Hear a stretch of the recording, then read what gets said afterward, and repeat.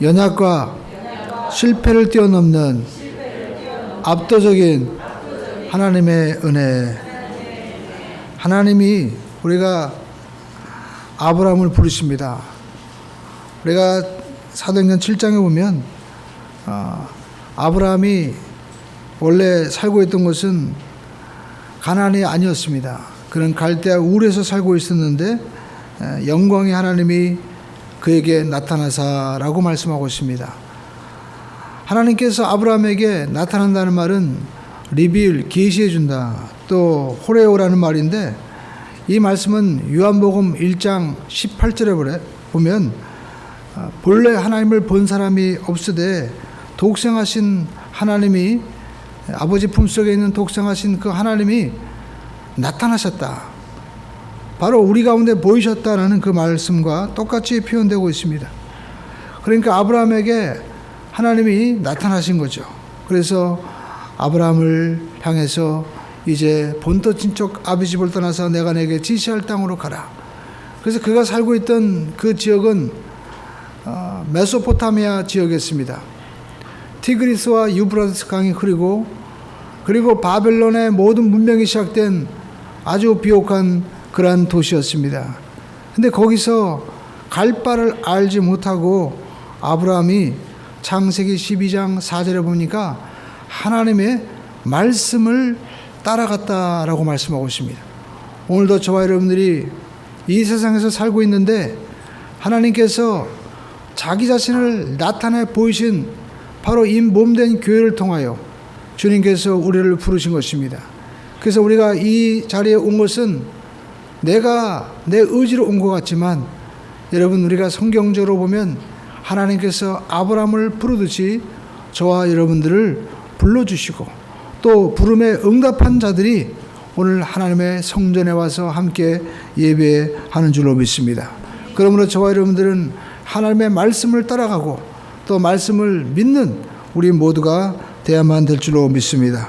그래서 우리가 성경에 보면 아브라함이 갈대아 우르를 떠나서 이제 하나님께서 약속하신 가나안 땅으로 마침내 오게 되었습니다. 근데 성경에 보면 아브라함은 말씀을 따라갔는데 그의 조카 롯은 아브라함을 따라갔다라는 것입니다. 오늘도 여러분, 우리는 말씀을 따라가는 인생이 되어야만 될 줄로 믿습니다. 사람을 따라가면 실패하게 되는 것이죠.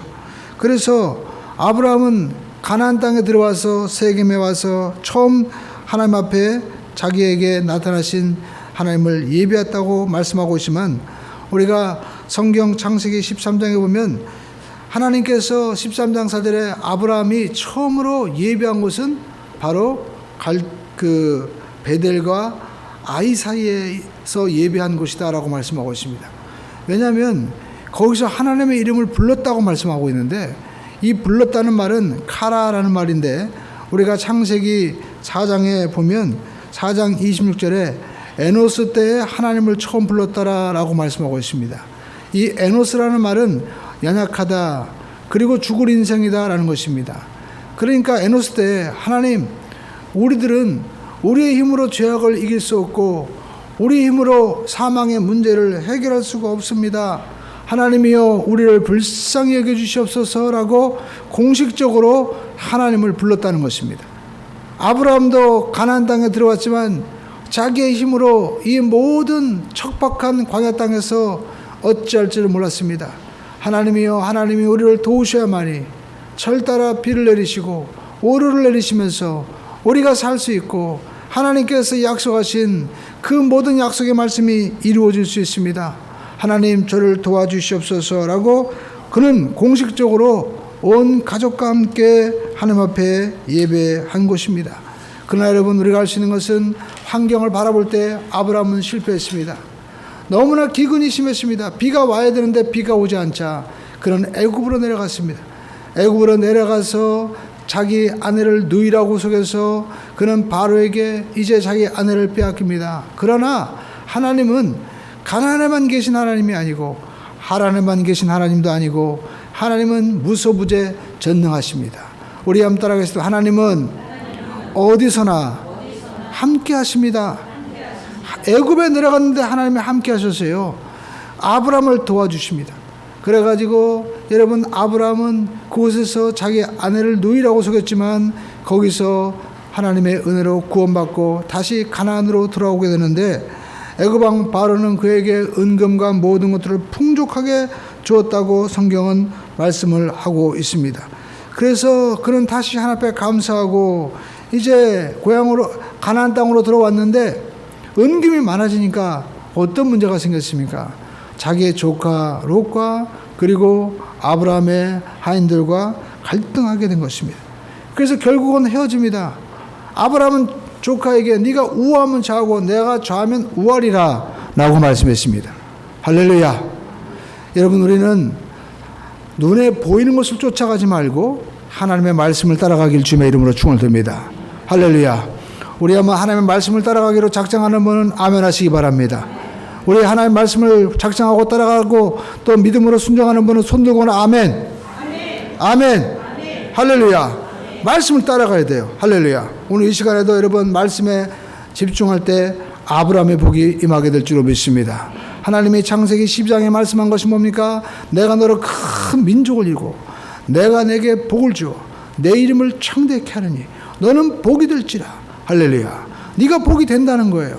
너를 축복하는 자에게 내가 축복하고 너를 저주하는 자에게 내가 저주하느니 땅의 모든 민족이 너로 말미암아 복을 받을 것이니라. 할렐루야. 오늘 여러분 아브라함에게 이 약속을 하셨습니다. 근데 여러분 아브라함이 환경을 바라볼 때는 그도 넘어졌지만 하나님은요 그럼에도 불구하고 그를 도와주셨어요. 그래서 아브라함에게 아브라함아 나는 어디나 애굽이나 그리고 나는 이 가나안 땅이나 하란 땅이나 어디나 있는 바로 무소부재하신 하나님이다라고 그에게 계시해 주신 것이죠. 은금이 많아지니까 갈등이 생깁니다. 여러분 사람들도요. 여러분 없을 때보다 있을 때 더 문제가 생기는 것입니다. 그래서 이제 조카 롯은 소알 땅을 바라보았습니다. 그리고 그는 소돔과 고모라 쪽을 바라보니까 마치 에덴 동산처럼 물이 흐르고 너무나 아름다운 거예요. 그래서 조카 롯은 그 아름다운 지역을 따라갔습니다. 그때 하나님께서 아브라함에게 아브라함아 조카 롯을 바라보지 말고 창세기 13장에 보니까 너는 동서남북을 바라봐라 라고 말씀을 하고 있는 것입니다. 그래서 우리가 성경에 보면 아브라함은 마므레 상수리 나무 아래서 하나님 앞에 예배하는 삶을 살았어요. 삼지에 살았습니다. 그런데 여러분 소돔과 고모라는 은금이 있고 많은 부요가 있는 곳이었습니다. 결국에는 전쟁이 일어나게 되는데 어디로 갔을까요? 여러분 전쟁은요 반드시 이런 은금이 있는 곳에 모이게 되는 것입니다. 이 땅에 재물을 너무 많이 쌓아놓으면요 전쟁이 일어나는 거예요. 결국에는 소돔과 고모라는 전쟁에 휩싸이고 조카 롯은 포로로 끌려가게 되고 말았습니다. 그러면 여러분 아브라함 입장에서는 그가 받은 벌이라고 생각할 수도 있잖아요. 근데 그가 데리고 있는 318명을 데리고 조카 롯을 구하러 갑니다. 그래가지고 조카 롯을 다시 구원해 오는 거예요. 그래서 우리가 보면 멜기세덱 왕에게 축복을 받잖아요. 그리고 나서 우리가 이야기를 보면 아브라함에게 하나님이요 이제 자녀를 주시겠다고 말씀하고 있습니다.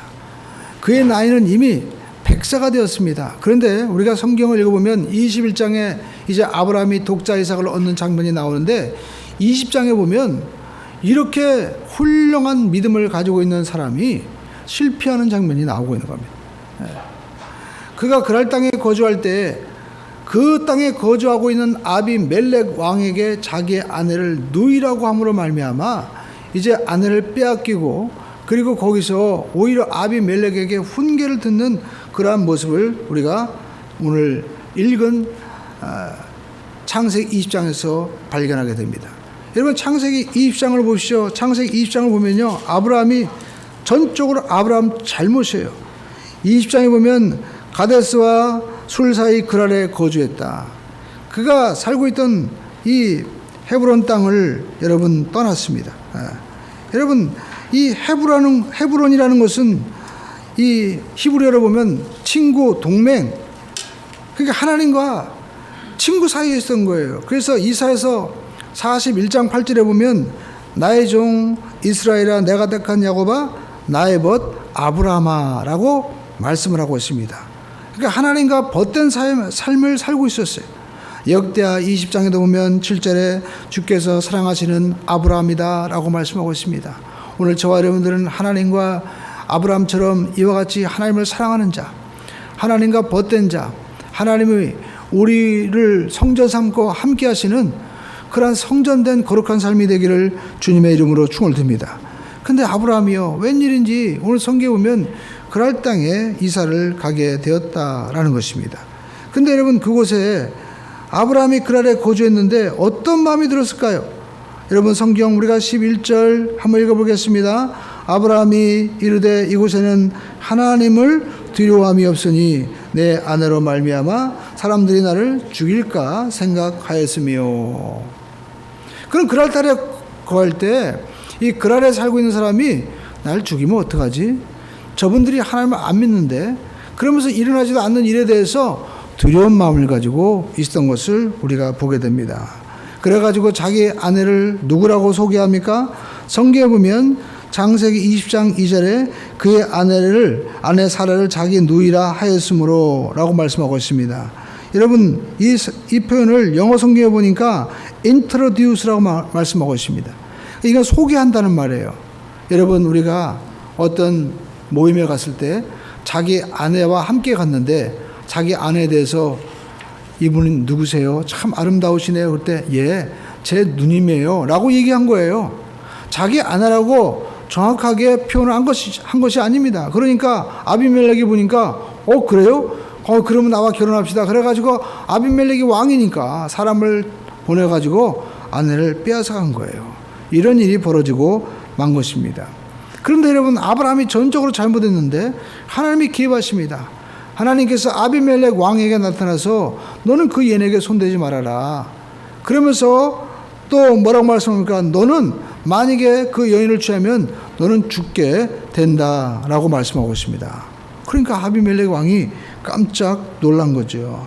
그래서 아비멜렉 왕이 20장 10절에 보니까 어떻게 무슨 일로 이렇게 내게 행하였느냐라고 말씀하고 있습니다. 그러니까 아비멜렉 왕이 이렇게 얘기하니까 10절에 얘기하는 게 이곳에는 하나님을 두려워하는 사람이 없어가지고요, 나를 죽일까봐 내가 그렇게 했어요 라고 이야기를 하면서, 진짜 또 제 아내는 이복 누이기도 합니다. 그렇게 변명을 구차하게 늘어놓고 있는 것을 볼 수가 있습니다.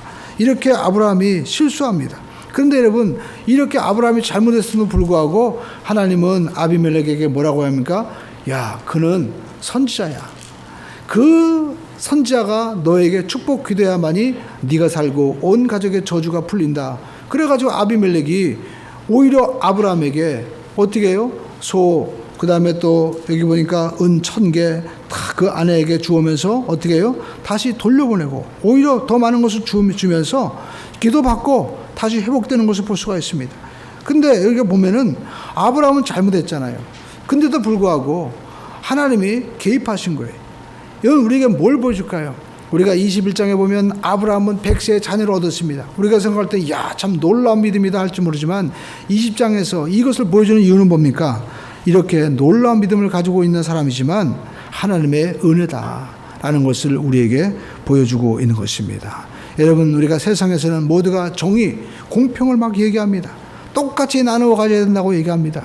근데 여러분, 우리가 그것은 세상에 완벽한 공의와 공평은 없습니다. 하다못해 여러분, 공산주의도 똑같이 나눈다고 하지만 여러분, 1% 공산당은요 거의 모든 걸 다 독점하고 있잖아요. 그러니까 여러분, 자기 이론과 말대로는 살지 않는 게 공산주의예요. 여러분, 가정에도 마찬가지입니다. 여러분, 가정에서도 보면은요, 여러분, 우리가 어떤 일이 벌어집니까? 남편이 밖에 나가서 가령 1000만 원을 번다고 칩시오. 근데 집에 보니까 아내와 자녀들이 950만 원 다 쓰고 자기는 50만 원밖에 안 써. 그럼에도 불구하고 남편이 나는 정말 불공평해, 나는 진짜 너무 불행해 라고 하는 남편이 있어요? 그런 남편 없죠. 하다못해 집에 있는 강아지가 하다못해 애완동물이 뭐 비싼 걸 먹어도 내 새끼들 많이 먹어라 하면서 자기는 라면 먹으면서도 아내가 그리고 자녀들이 잘 먹으면 기뻐하는 게 뭐예요? 가정이에요. 왜 그럴까요? 관계가 있기 때문에 그런 거예요. 여러분, 마찬가지입니다. 하나님도 여러분, 우리가 분명히 실수하고 연약하지만 하나님은 우리를 뭘로 보시는 거예요? 자녀로 보시기 때문에 은혜가 있는 거예요. 여러분, 은혜라는 말이 뭡니까? 히브리어로 헤세드라는 말인데, 이거는 과분하게 받는 호의, 그리고 또 고통받는 자에게 베푸는 사랑이라는 겁니다. 그러니까 아브라함이 자기 아내 뺏기고 얼마나 고통스러웠을까요? 그 연약함, 그 두려움, 그 부족함을 하나님은 아시고, 그럼에도 불구하고 너 왜 이렇게 믿음 없이 사냐라는 것이 아니라 하나님이 오히려 그를 도와주었다라는 겁니다. 이것이 바로 부모님이고 이것이 사랑이에요. 여러분, 우리는 알 것은 하나님은 우리를 어떻게 보십니까? 이렇게 헤세드, 은혜로 보신다는 사실을 기억하고 감사하는 우리 모두가 되기를 주님의 이름으로 축원드립니다. 하나님이 나를 사랑하신다고 믿는 분은 크게 아멘하십시다. 손 들고 아멘. 하나님이 여러분을 사랑하십니까? 아멘. 여러분, 하나님은 우리를 사랑하신다는 것은 만물을 통해서, 그리고 하나님께서 우리가 이번 주간에 성막에 대한 말씀을 우리가 배웠지만 성막을 통해서도 배웠어요. 여러분, 출애굽기 한번 25장을 살펴보시기 바랍니다. 우리가 출애굽기 25장을 보면 하나님께서 이제 모세에게 시내산에 올라가서 하나님이 그에게 십계명도 주시고, 또 하나님이 그 백성들을 통하여 하나님이 함께 거하실 처소를 지으라고 말씀하셨습니다. 그게 바로 뭡니까? 바로 성막입니다. 그러니까 하나님께서는 시내산에서 십계명과 함께 하나님이 함께 거하실 성소를 지으라고 성막의 모든 식양, 설교들을 그에게 보여주셨습니다. 그런데 여러분, 성막에는 성막 울타리가 있고, 그리고 성소가 있고 지성소가 있는데, 지성소에 하나님이 계신 거예요. 근데 지성소에 하나님이 계신다는 것을 어떻게 보여주었느냐? 바로 말씀, 법궤가 있다는 것을 법궤를 통해서 하나님이 우리에게 보여준 거예요. 그러니까 보이지 않는 하나님이 우리에게 이 법궤를 통해서 나는 이와 같은 존재다라는 걸 보여준 거예요.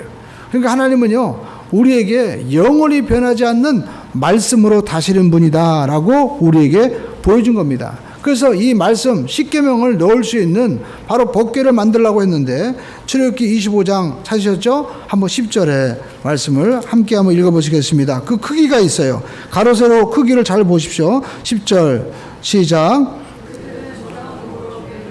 길이는 2규빗, 너비는 1규빗 반. 자, 보십시오. 우리가 9절에 보면요, 내가 보이는 모양대로 장막을 지으라는 거예요. 그러니까 이 장막은요, 결국 교회입니다. 그러니까 교회는 하나님이 보여주는 모양대로 지어져야 되는 거예요. 그래서 여러분, 오늘날 우리가 많은 교회가 있지만 여러분 꼭 기억해야 될 것은 하나님이 우리에게 보여주시는 모양대로 지어져야만이 하나님이 거기에 함께 하신다는 것입니다. 할렐루야. 그래서 하나님은 이 가장 지성소에 뭡니까? 법궤를 만들었는데, 이 법궤 안에 바로 하나님의 언약의 말씀 십계명을 집어넣게 하시는데, 그 크기가 길이는 2규빗, 넓이는 1규빗 반. 자, 그런데 여러분, 자, 그것은 하나 네모난 궤로 만들어져 있는데 뚜껑이 있어요. 뚜껑이 해당되는 것이 뭡니까? 속죄소입니다. 그래서 16절 보시죠. 읽어보겠습니다. 4개 줄 증거판을 궤 속에 둘지며, 이 증거판은 십계명이죠. 궤 속에 이제 십계명이 들어갑니다. 그런데 그 뚜껑이 있어요. 17절 시작. 순금으로 속죄소를 만들되 길이는 2규빗 반, 너비는 1규빗 반. 그러니까 속죄소는 바로 이 증거판이 들어가 있는 궤 속을 덮고 있는 뚜껑에 해당하는 부위인데, 그게 속죄소입니다. 근데 속죄소 가로 세로 길이가 증거판의 가래 세로의 그 궤의 길이와 똑같다는 거예요. 길이는 2규빗 반, 넓이는 1규빗 반. 자, 왜 그렇게 했을까요? 그러니까 여러분, 하나님이 지금 말씀이 지금 궤 속에 들어가 있고 그에 속죄소가 있는데, 여러분 천사가 이렇게 두 천사가 이렇게 하나님을 호위하듯이 하나님의 비서실장처럼 이 법궤 안에 호위하고 있는 모습을 볼 수가 있어요.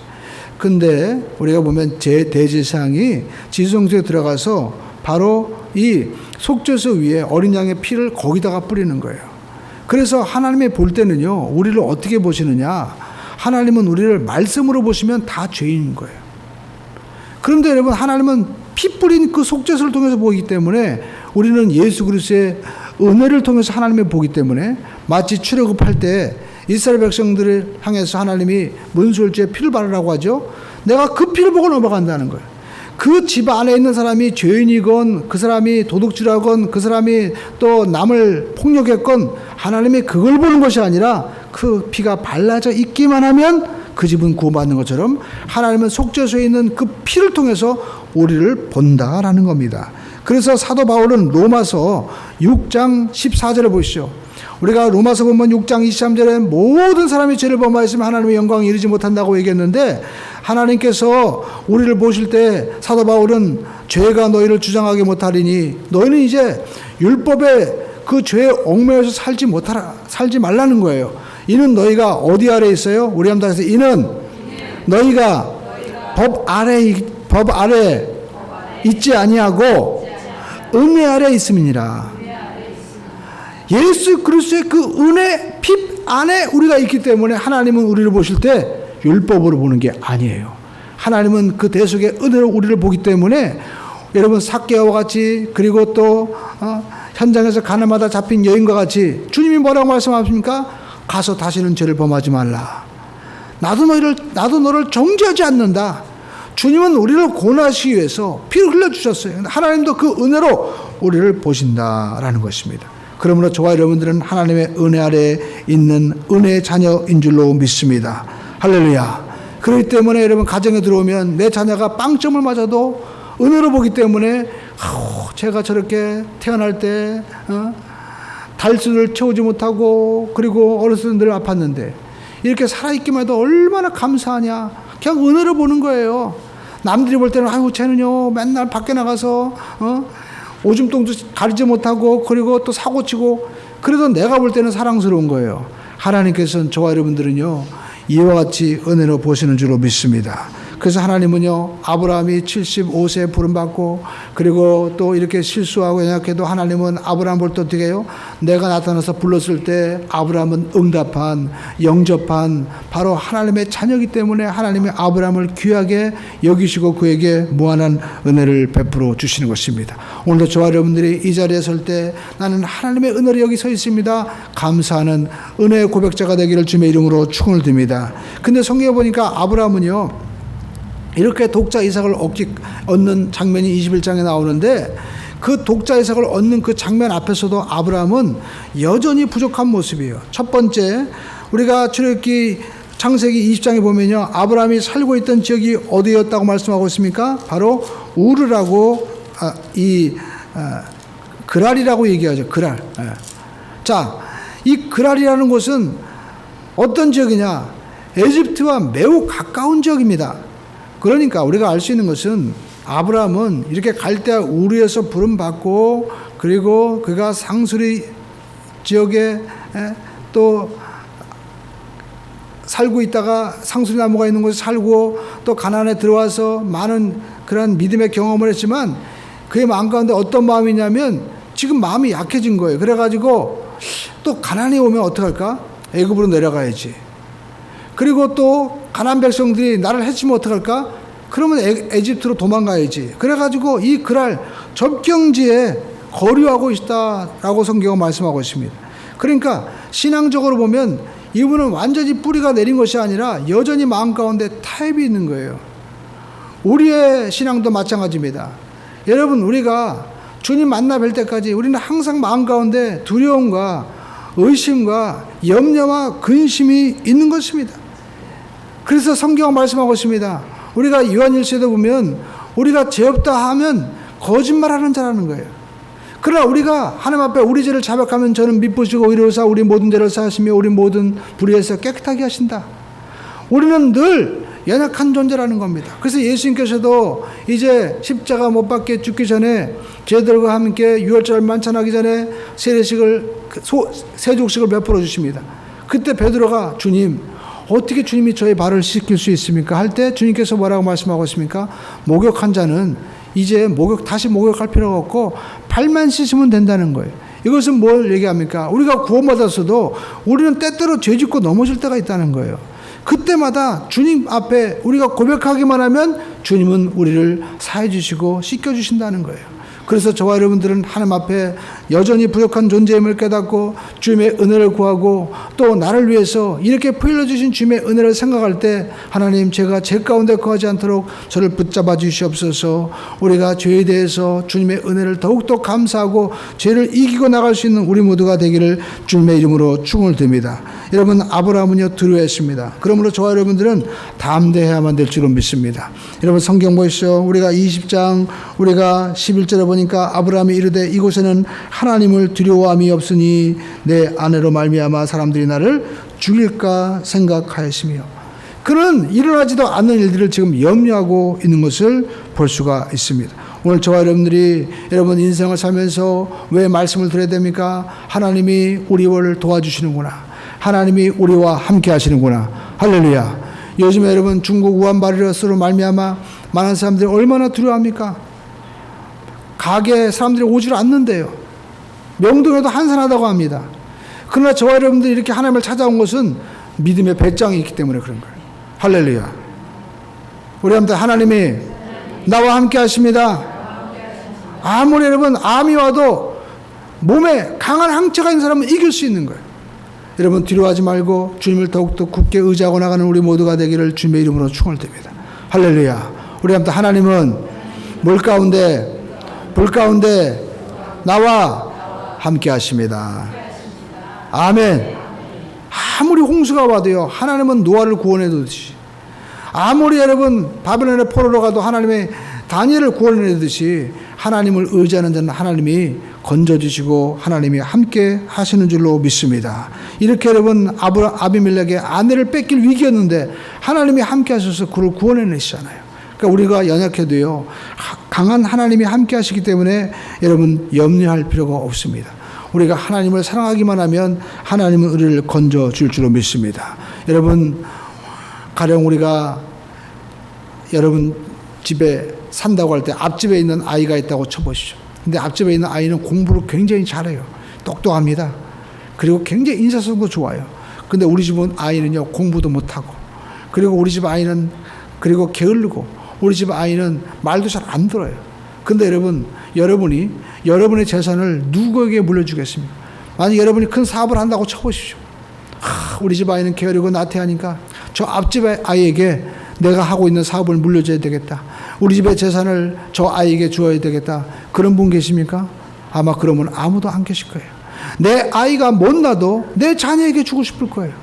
마찬가지로 하나님은요 우리를 사랑하시기 때문에 우리를 자녀이기 때문에 하나님께서 우리를 도와주시는 것입니다. 그래서 여러분 교회가 해야 될 일은 다른 것이 아닙니다. 교회에 와서 사람을 훌륭하고 똑똑하게 예의 바르게 이거는요 세상 교육도 있어요. 여러분 부처님도 살인하지 말아라 간음하지 말라 다 말씀하는 겁니다. 세상 모든 종교는 얘기해요. 그러나 하나님의 자녀가 되는 거는요 오직 어디에서만 하는 거예요? 교회에서만 하는 거예요. 할렐루야. 그러므로 저와 여러분들이 교회에 와서 우리가 해야 될 것은 하나님의 아들 되고 하나님과 우리 사이가 부자지간이 되는 자녀가 되는 그러한 관계가 되기를 주님의 이름으로 축원드립니다. 여러분 이 시간에 하나님이 내 아버지임을 고백하는 분 크게 아멘 하십시다. 할렐루야. 하나님 여러분 아버지세요? 그러면 손 들고 아멘. 우리 형제님은 하나님의 아버지 아니에요? 예? 오늘 분명히 해야 돼. 하나님이 형제의 죄를 위해서 돌아가신 거야. 할렐루야. 목사님 저 죄 없어요? 왜 죄 없어요? 내가 부모님 원망하고 내가 이 세상을 원망하는 것도 죄라니까. 왜? 내 속에 원망이 있는 거예요. 그 원망을 누가 가져다 주는 겁니까? 여러분 마귀가 가져다 주는 거예요. 왜 내 속에 미움이 있고 또 내가 세상에 대한 시기 질투 마음이 있습니까? 내 속에 마귀가 와서 미움과 저주를 뿌려놓은 거예요. 그래서 우리는 하나님 앞에 회개해야 됩니다. 회개는 뭡니까? 여러분 요한복음 우리가 16장 9절 보시죠. 자 요한복음 16장 보면 뭐라고 말씀하고 있습니까?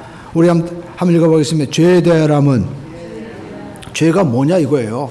죄가 뭐냐 이거예요. 16장 9절 말씀 한번 띄워보세요. 요한복음 죄에 대하여라면 저희가 나를 믿지 아니하며 예수님 안 믿는 게 가장 큰 죄다라는 겁니다.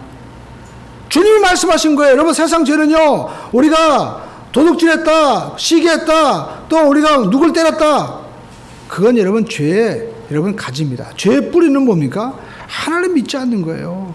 예수 영접하지 않는 겁니다. 그렇기 때문에 우리 모든 삶 가운데 질병과 저주가 다가온 거예요. 그래서 예수님을 믿기만 하면 우리 삶 가운데 역사가 일어나는 겁니다. 여러분 보시죠. 예수님 오시니까 죽은 자가 살아나잖아요. 예수님 여러분 가시니까 눈먼 자가 뜨잖아요. 이 시간에도 여러분 내 마음 가운데 내 질병을 할 수 없어. 내 문제는 할 수 없어. 내 자녀는 안 돼. 내 사업은 안 돼. 아니에요. 주님 만나면 된다는 겁니다. 주님은 생명 그 자체시고 능력이라는 거예요. 우리가 이걸 믿고 나가야지. 여러분 뭘 믿으러 오는 겁니까? 오늘 여러분 예수를 믿고 나가는 우리 모두가 되기를 주님의 이름으로 축원드립니다. 여러분 성경 말씀하고 있습니다. 여러분 갈라디아서 우리 3장 보시죠. 갈라디아 3장 13절에 보면 이와 같이 말씀하고 있습니다. 여러분 갈라디아서 3장 13절 보니까 뭐라고 말씀하고 있습니까? 자, 우리 읽어보겠습니다. 그리스도께서 우리를 위하여 저주를 받은 바 되사. 우리는 저주 안에 있다는 거예요. 가장 큰 저주가 뭡니까? 죽음이잖아요. 여러분 왜 저렇게 중국 우리나라가 아니 여러분 우리 한국 현재 지금 이 코로나로 죽은 사람이 있습니까? 없죠.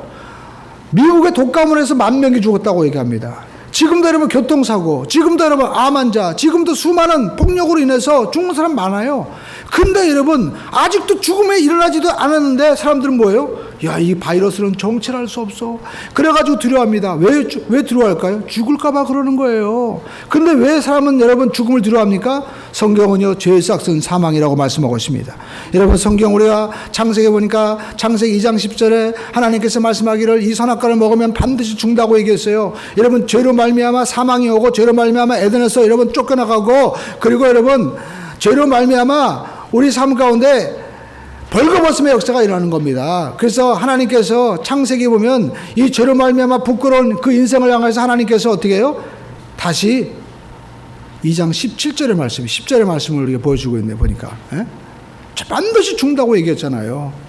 근데 여러분 이 죽는 인생 죄의 삭시 사망인데 여러분 이 사망의 문제를 해결한 분이 누구예요? 갈라디아 3장 13절에 보니까 그리스도께서 우리를 위하여 저주를 받은 바 되사라는 겁니다.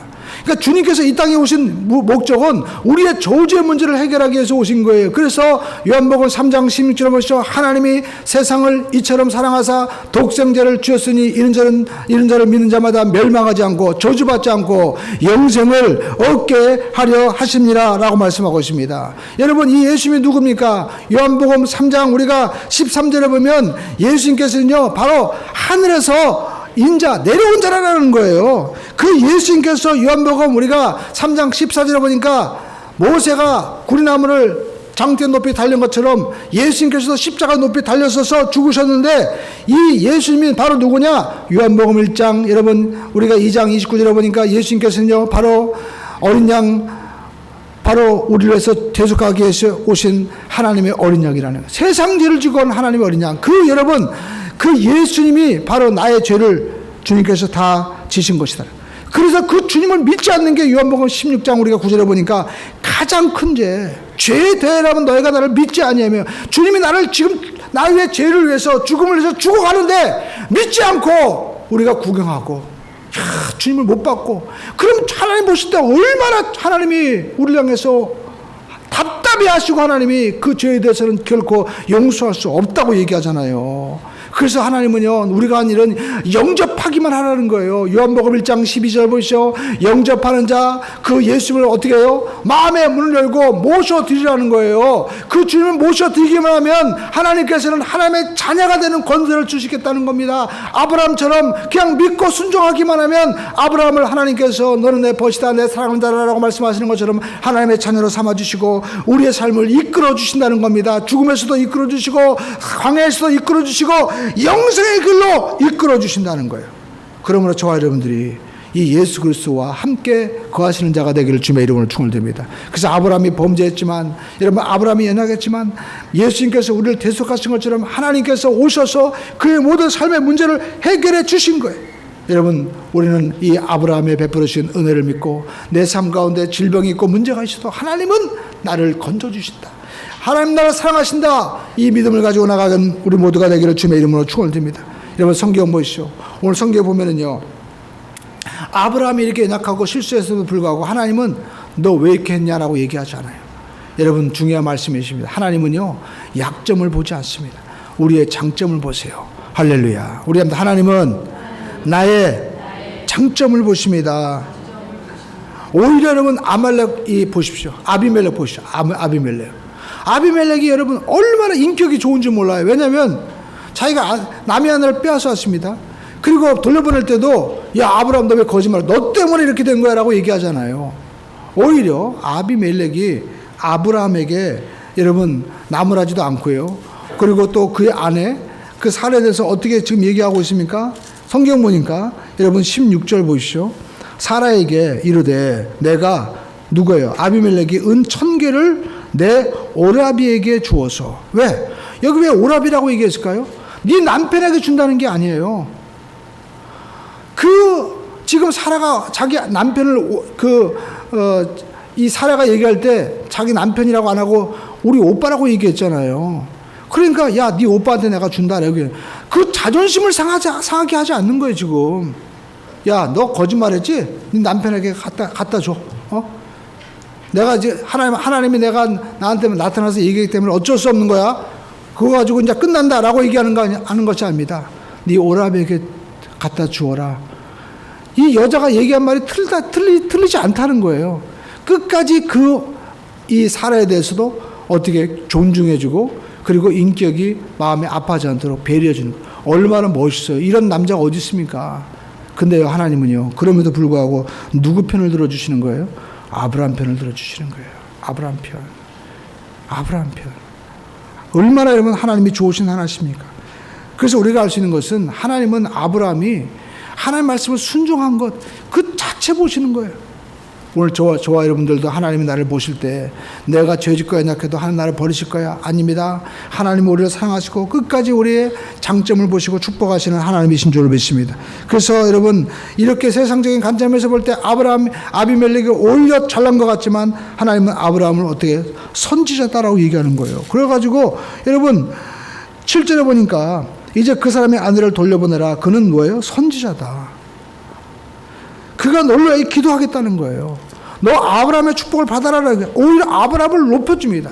여러분 요한복음 15장에 보면은요 이와 같이 말씀하고 있습니다. 여러분 예수님께서 나는 포도나무에 너희는 가지다 라고 말씀하고 있습니다. 그러면서 내 아버지는 누구예요?